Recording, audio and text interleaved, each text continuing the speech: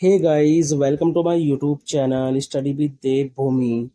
Friends, आज हम लोग इस वीडियो में सामान्य हिंदी प्रैक्टिस सेट का पार्ट 114 देखेंगे।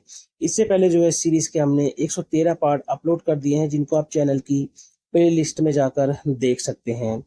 ये प्रैक्टिस सेट आपको यूके ट्रिपल सी के ग्रुप सी के जितने भी आपके एग्जाम होने हैं, बीडीओ, बीपीडीओ, लेखपाल, पटवारी, उत्तराखंड पुलिस, फॉरेस्ट गार्ड, खनिज सहायक, उन सभी के लिए ये क्वेश्चंस काफी महत्वपूर्ण है। जैसा आपको पता है, आपका जो उत्तराखंड पुलिस वाला एग्जाम है अब वो अगस्त में होना है। ठीक है, अगस्त में होना है। पहले वो जुलाई में था। ठीक है, अब अगस्त में होना है। और आपको पता है बीडीओ बीपीडीओ वाला एग्जाम जो है वो सितंबर में होना है, 21 सितंबर में। तो इन दोनों बड़े एग्जाम्स के लिए जो है ये प्रैक्टिस सेट आपकी काफी मदद करेगा। तो चलिए वीडियो को शुरू करते हैं। पहला है, जो रहीमन गति दीप की कुल कपूत गति सोए, प्रस्तुत पंक्ति में कौन सा अलंकार है। डायरेक्ट जो है ये क्वेश्चन इसी तरीके से पूछा जाता है। ठीक है, तो इसमें कौन सा अलंकार होगा? श्लेष अलंकार। कौन सा होगा? श्लेष अलंकार, यानी बी ऑप्शन जो है इसमें राइट हो जाएगा। अब देखिए, श्लेष जो होता है, श्लेष का अर्थ क्या होता है? तो श्लेष का अर्थ होता है चिपका हुआ। क्या होता है इसका अर्थ? चिपका हुआ। ठीक है, तो श्लेष का अर्थ होता है चिपका हुआ। जहां एक शब्द के अनेक अर्थ चिपके रहते हैं वहां पर क्या होता है? श्लेष अलंकार होता है। आपने श्लेष अलंकार का एक महत्वपूर्ण, जो सबसे ज्यादा एग्जाम में पूछा जाता है, ठीक है, देखा होगा, रहीमन। ठीक है, रहीमन पानी राखिए। ठीक है, रहीमन पानी राखिए, बिन पानी सब सुन, पानी गए ना उबरे, मोती मानुष चुन। ठीक है, ये जो एग्जाम्पल है एग्जाम में बहुत ज्यादा पूछा जाता है। ठीक है, बहुत ज्यादा पूछा जाता है। तो श्लेष अलंकार के दो जो उदाहरण है वो काफी महत्वपूर्ण जो एग्जाम में पूछे जाते हैं। एक तो है जो रहीमन गति दीप की कुल कपूत गति सोए, और दूसरा जो एग्जाम्पल है रहीमन पानी राखिए। ठीक है, ये दोनों ही आपने खासकर ध्यान रखने हैं। अगला क्वेश्चन है, आदिकाल को सिद्ध सामंत काल किस लेखक ने कहा है? Very very most important question है। तो आदिकाल को सिद्ध सामंत काल किस लेखक ने कहा है? तो ये कहा है राहुल सांकृत्यायन ने। किन्होंने कहा है? राहुल सांकृत्यायन ने। अगला क्वेश्चन है, निम्न में से किसे कमल का पर्यायवाची, मतलब निम्न में से कौन सा कमल का पर्यायवाची है? ठीक है, आपके 20 में से जितने भी मार्क्स आते हैं, ठीक है, आपके 20 में से जितने भी मार्क्स आते हैं आप कमेंट के माध्यम से जरूर बताएं। जिस जिस वाले क्वेश्चन में या जिस टॉपिक से आपके कम मार्क्स आते हैं आप उस पर ज्यादा ध्यान दें। ठीक है, उस पर आप ज्यादा ध्यान दें। तो निम्न में से कमल का पर्यायवाची है। तो देखिए, जो कमल के पर्यायवाची होते हैं जो महत्वपूर्ण है, ठीक है, नीरज, पंकज, इस तरीके से नहीं, जो सबसे ज्यादा एग्जाम में पूछे जाते हैं, जैसे जलज। ठीक है, जलज काफी पूछा जाता है। अंबुज, ठीक है, अंबुज, अरविंद, पुंडरिक, ठीक है, पुंडरिक, पयोज, ये कमल के सबसे ज्यादा पूछे जाने वाले पर्यायवाची हैं। जलज, अंबुज, अरविंद, पुंडरिक और पयोज। तो इसमें हमारा कौन सा हो जाएगा? इंदिवर। कौन सा हो जाएगा? इंदिवर। तो इंदिवर जो है कमल का पर्यायवाची है। ठीक है, इसमें देखिए जलद आप याद रखना, जलद जो होता है, जलद ये होता है बादल का। किसका होता है ये? तो ये होता है बादल का। अगला है, निम्न में से एकाधिकार का विलोम शब्द है। तो देखिए, इस वाले क्वेश्चन में अधिकतर बच्चे गलती करते हैं। ठीक है, निम्न में से कौन सा एकाधिकार का विलोम शब्द है? तो एकाधिकार का क्या कर लेते हैं वो? परमाधिकार। क्या कर लेते हैं? परमाधिकार कर लेते हैं, तो वो गलत हो जाता है। ठीक है, तो सर्वाधिकार होता है। ये थोड़ा टाइपिंग में गलत हो गया। ठीक है, तो एकाधिकार का जो विलोम शब्द होता है वो होता है सर्वाधिकार। क्या होता है? सर्वा। ठीक है, एकाधिकार का जो विलोम शब्द होता है वो होता है सर्वाधिकार। तो ऑप्शन ए जो है इसमें राइट हो जाएगा। अगला क्वेश्चन है, निम्नलिखित में से शुद्ध वर्तनी का चयन कीजिए। तो निम्न में से शुद्ध वर्तनी का चयन कीजिए। क्या निदर्शन बिल्कुल सही लिखा हुआ है? ठीक है, तो निदर्शन जो है बिल्कुल सही लिखा हुआ है।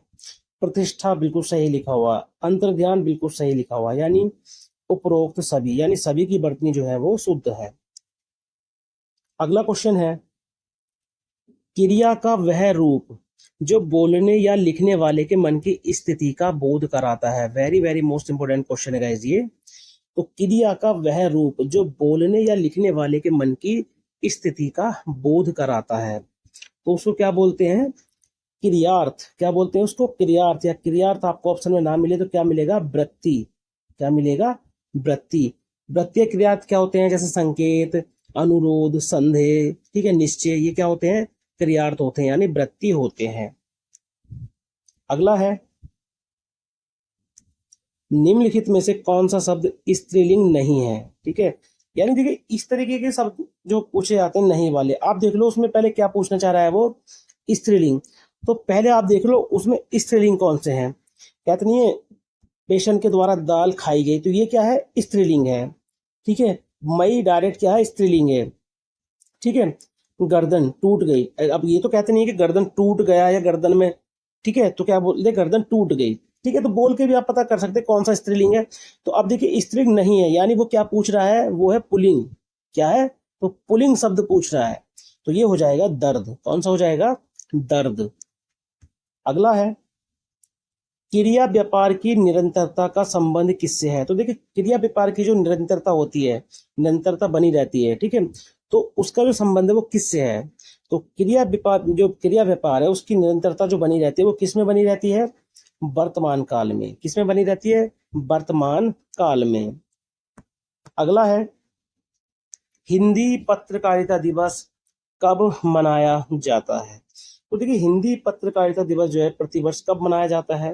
तो ये मनाया जाता है 30 मई को। कब मनाया जाता है? 30 मई को। ये क्वेश्चन जो है यूके ट्रिपल सी द्वारा कई बार पूछा गया है। कभी जो है पूछता है कि हिंदी पत्रकारिता दिवस कब मनाया जाता है, कभी पूछता है कि हिंदी का प्रथम समाचार पत्र कौन सा है, ठीक है, उसकी डेट पूछ लेगा, संपादक कौन है, उसका नाम क्या है। ठीक है, तो आप याद रखना हिंदी का जो प्रथम समाचार पत्र था वो था उदंत मार्तंड। ठीक है, ये जो है हिंदी का प्रथम समाचार पत्र था जिसकी शुरुआत 30 मई 30 मई 1826 में हुई थी। कहाँ पर? कलकत्ता में। कहाँ पर हुई थी गाइस? तो कलकत्ता में। और इसके संपादक कौन थे? जुगल किशोर। कौन थे?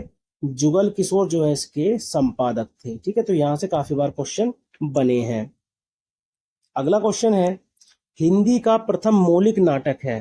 ठीक है, तो हिंदी का प्रथम मौलिक नाटक कौन सा है? तो हिंदी का जो प्रथम मौलिक नाटक है ये है कौन सा? नहुस। कौन सा है? नहुस। अगर आपसे क्वेश्चन करता है कि हिंदी का प्रथम उपन्यास, अगर क्वेश्चन करता है कि हिंदी का प्रथम उपन्यास कौन सा है, तो यह है परीक्षा गुरु। ठीक है, ये हिंदी का प्रथम उपन्यास है जो लाला श्रीनिवास दास जी ने लिखा था। अगर क्वेश्चन करता है कि हिंदी की प्रथम मौलिक कहानी कौन सी है, तो यह इंदुमती। कौन सी है? इंदुमती।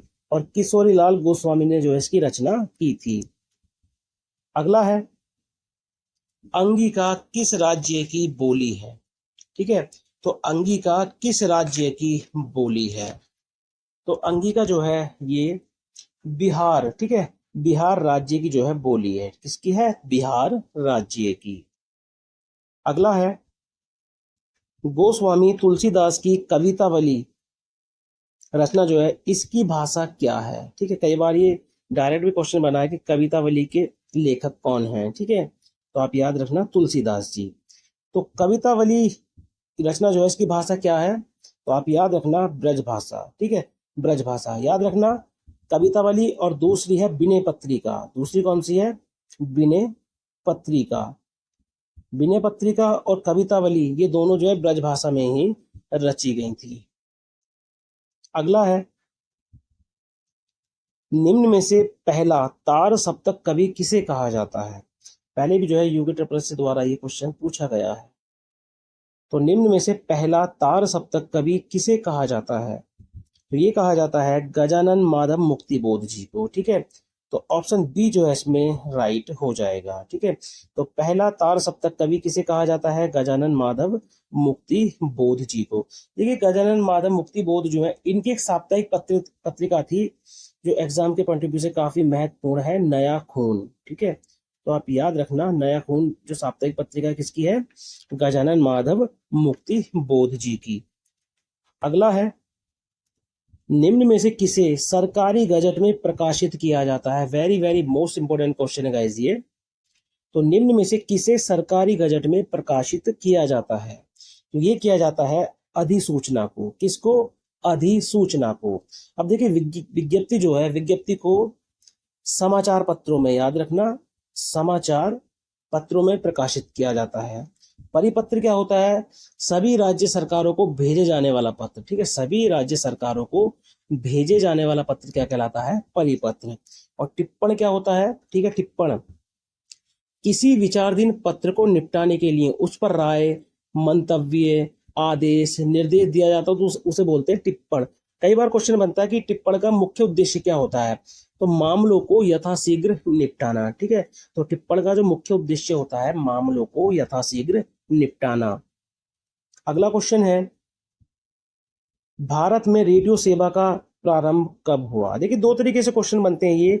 एक तो क्वेश्चन बनता है भारत में रेडियो सेवा का प्रारंभ कब हुआ, दूसरा बनता है भारत में ऑल इंडिया रेडियो की स्थापना कब हुई। तो दोनों ही अलग अलग हैं। ठीक है, तो भारत में रेडियो सेवा का जो प्रारंभ है वो हुआ था 1927 में। अगर फुल डेट आपसे पूछे तो आप याद रखना 23 जुलाई। ठीक है, 23 जुलाई 1927 में भारत में रेडियो सेवा का प्रारंभ हुआ था। और वहीं बात करें कि ऑल इंडिया रेडियो, ठीक है, ऑल इंडिया रेडियो की स्थापना कब हुई, तब आपका आंसर हो जाएगा 1936। ठीक है, और ऑल इंडिया रेडियो को आकाशवाणी नाम जो मिला था, ठीक है, ऑल इंडिया रेडियो को जो आकाशवाणी नाम मिला था, आकाशवाणी, ठीक है, वो कब मिला था? 1957 में, यानी 1957 में। अगला क्वेश्चन है, निम्नलिखित में से समव्रत स्वर है। तो निम्नलिखित में से समव्रत स्वर है, तो देखिए समव्रत स्वर आपको पता है कितने होते हैं? 4 होते हैं।